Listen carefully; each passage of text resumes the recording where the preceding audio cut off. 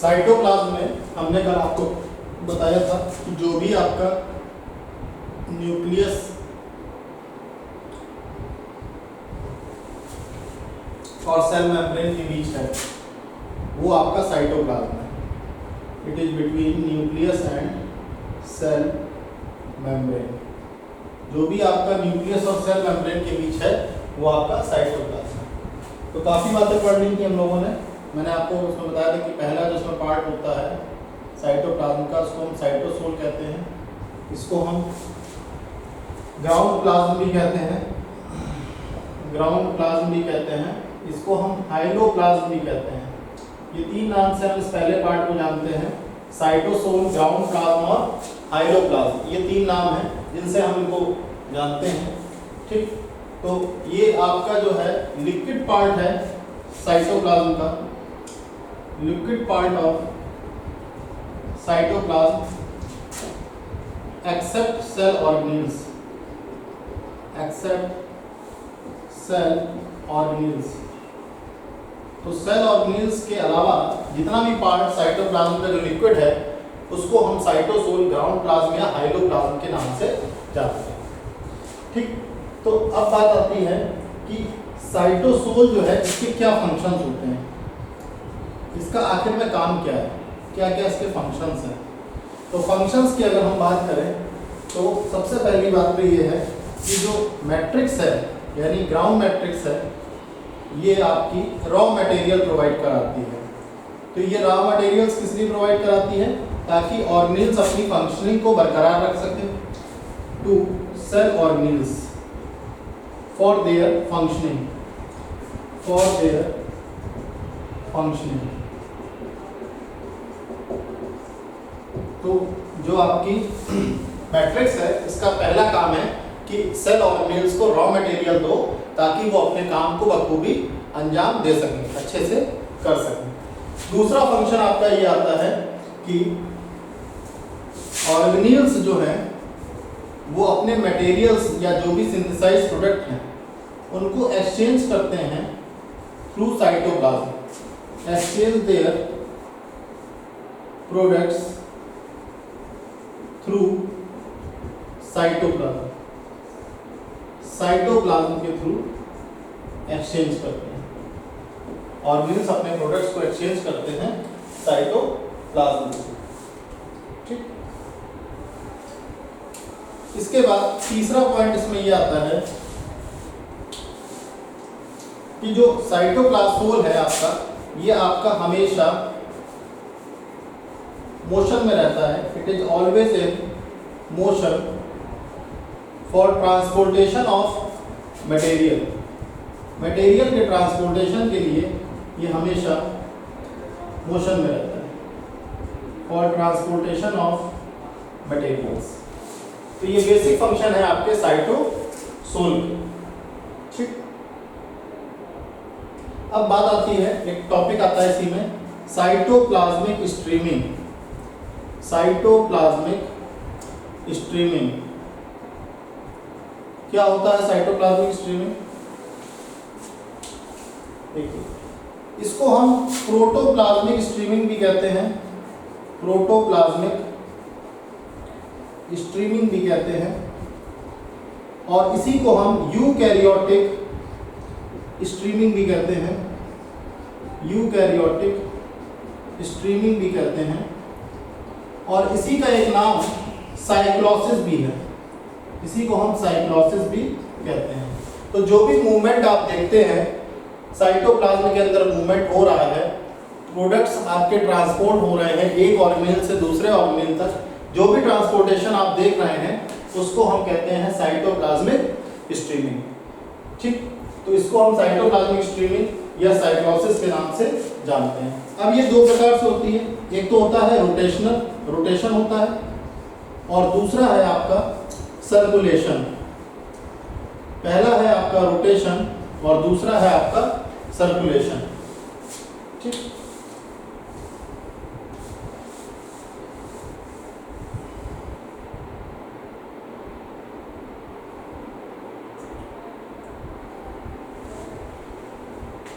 तो इसको note down कर लीजिए। इसके बाद हम लोग पढ़ेंगे सेल इंक्लूजन।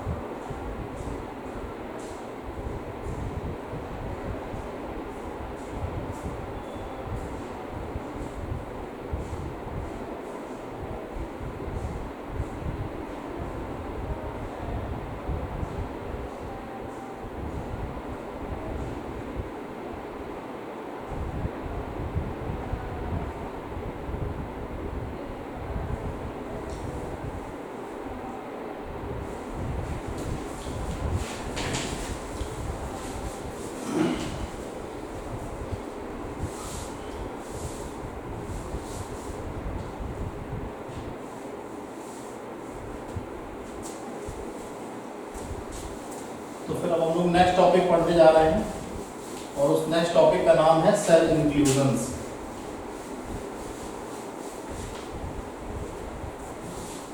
नेक्स्ट टॉपिक है हमारा सेल इंक्लूजन्स।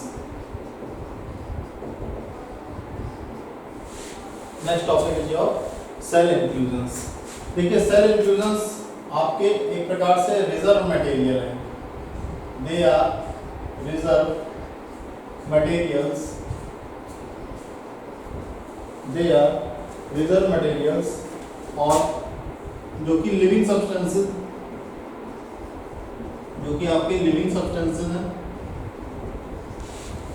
ठीक। Also known as ergastic bodies. इनको हम क्या कहते हैं? इरगास्टिक बॉडीज कहते हैं। Also known as ergastic bodies, ठीक। तो अब ये तीन प्रकार के होते हैं। पहला है आपका reserve food. First is your reserve food. तो पहला है आपका रिजर्व फूड। तो रिजर्व फूड में क्या है? It includes starch, glycogen, fat. ये क्या है? स्टार्च है, ग्लाइकोजन है, फैट है और एल्यूरोन ग्रेन्स है एंड एल्यूरोन ग्रेन्स। ये सारी चीजें आपकी रिजर्व फूड में आती है। यानी स्टार्च हो गया कार्बोहाइड्रेट, ग्लाइकोजन हो गया कार्बोहाइड्रेट, फैट और एल्यूरोन ग्रेन्स, ये सब आपकी रिजर्व फूड मटेरियल के रूप में पाई जाती हैं, ठीक।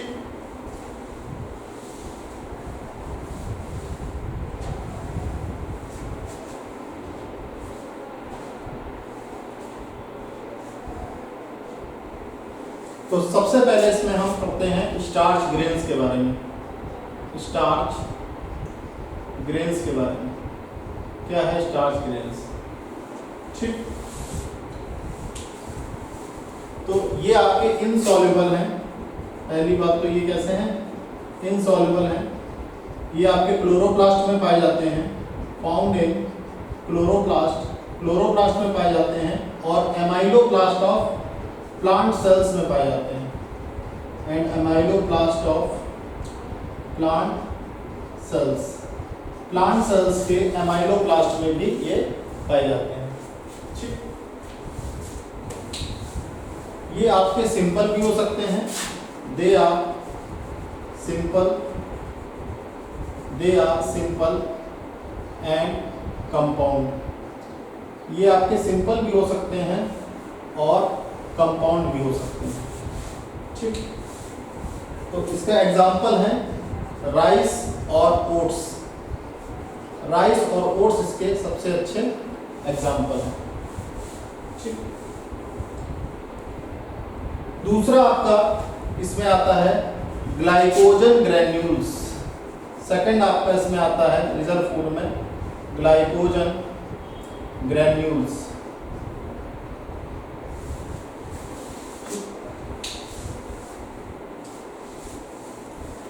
तो ग्लाइकोजन जो है आपका, ये आपका एनिमल सेल में पाया जाता है और स्टार्च आपका पाया जाता है प्लांट सेल में। कहाँ पाया जाता है? Amyloplast of plant cell. तो ग्लाइकोजन जो है एनिमल सेल में पाया जाता है, फाउंड इन एनिमल सेल।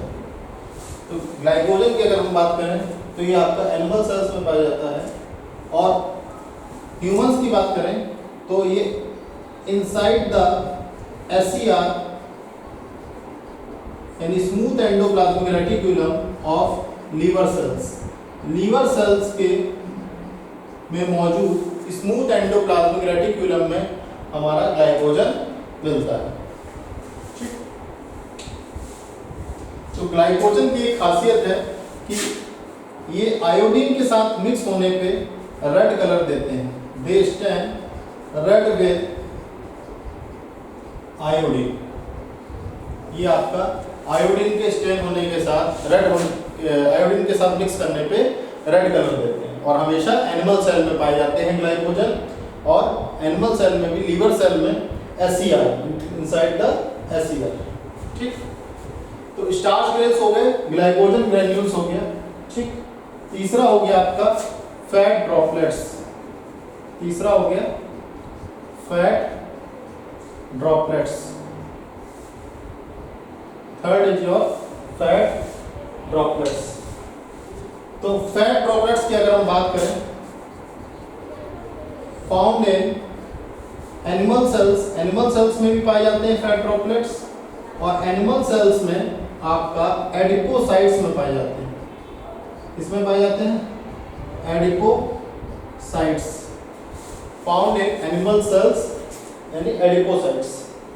और इसी के साथ साथ आपके फैट ड्रॉपलेट्स प्लांट सेल्स में भी पाए जाते हैं, found in plant cells. Plant cells में कहाँ पाए जाते हैं? Endosperm of castor, endosperm of castor seed, castor seed. ठीक, तो कुल मिला के आपके जो फैट ड्रॉपलेट्स है वो आपके एनिमल सेल्स और प्लांट सेल्स में दोनों में पाए जाते हैं। तो इतना लिख लीजिए आप लोग।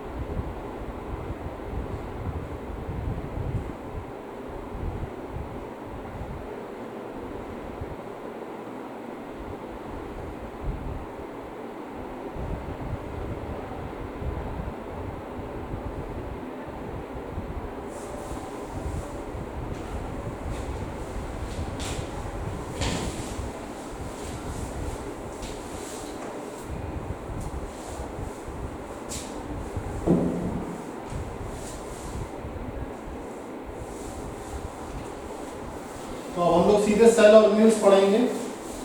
इसके बाद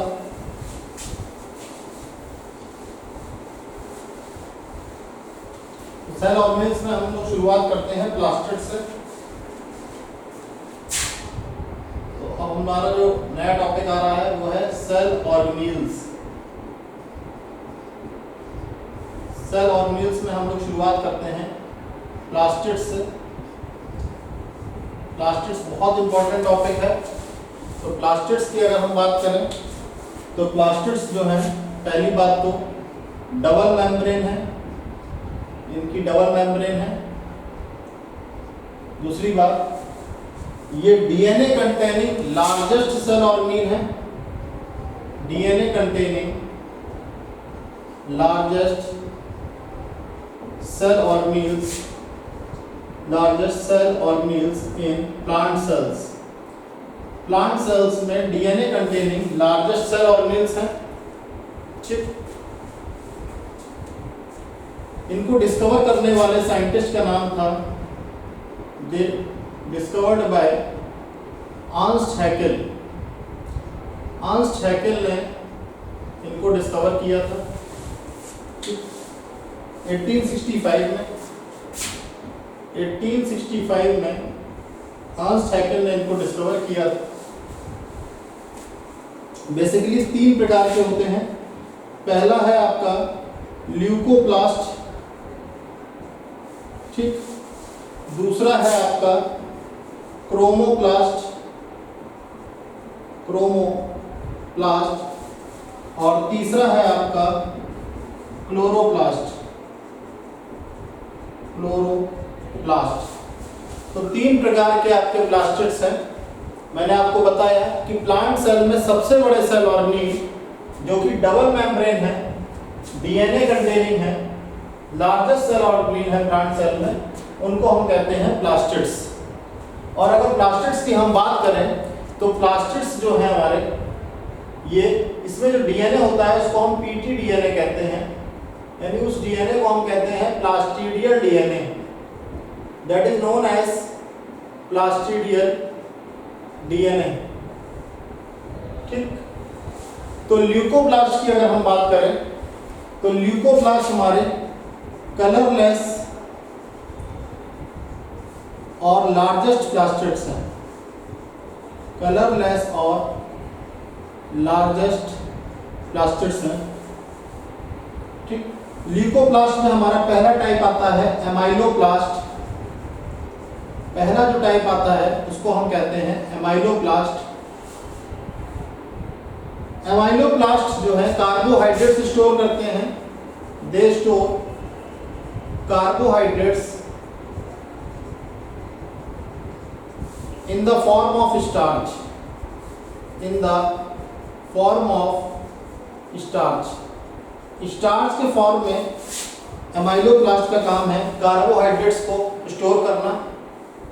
ठीक। दूसरा हमारा आता है इलायोप्लास्ट।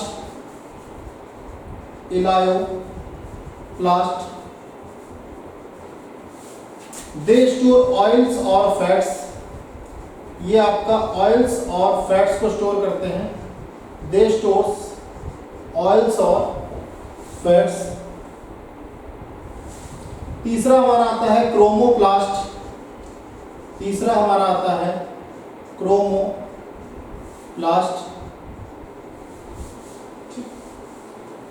ये कलर्ड प्लास्टिड्स होते हैं। They are coloured plastids. Colourful plastids होते हैं। कलर्ड प्लास्टिड्स, सॉरी इसको यहां पे लिख देते हैं। क्रोमोप्लास्ट हमारा लायोप्लास्ट के बाद जो क्रोमोप्लास्ट है वो यहां पे आ जाएगा। They are coloured plastids. They are coloured plastids. अब ये जो कलर्ड प्लास्टिड्स होते हैं इनमें कैरोटिनॉइड्स के नाम के पिगमेंट्स होते हैं। तो ये जो कलर्ड प्लास्टिड्स हैं इनमें फैट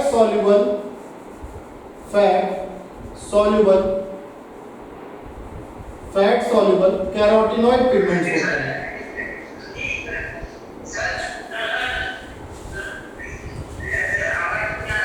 ओके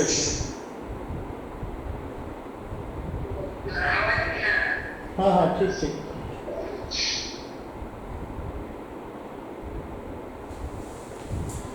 तो इनमें जो है आपका फैट सॉल्युबल कैरोटीनॉइड पिगमेंट्स होते हैं। ठीक, तो ये आपके कलर्ड प्लास्टिड्स हैं, क्योंकि क्रोमोप्लास्ट में जो क्रोमा वर्ड है, क्रोमा वर्ड सजेस्ट करता है कलर को, क्रोमा का मतलब होता है कलर। ठीक, अब ये जो कलर्ड प्लास्टिड्स हैं इनमें फैट सॉल्युबल कैरोटीनॉइड पिगमेंट्स होते हैं। ठीक, तो कैसे पिगमेंट्स होते हैं, जैसे कि कैरोटीन नाम का एक पिगमेंट होता है, कैरोटीन नाम का एक पिगमेंट होता है, वो आपका कैरेट में पाया जाता है। वहीं पे एक लाइकोपीन नाम का पिगमेंट होता है, लाइकोपीन नाम का पिगमेंट होता है, वो आपका रेड चिलीज और टोमेटोज में पाया जाता है, रेड चिलीज एंड टोमेटोज में पाया जाता है। ठीक,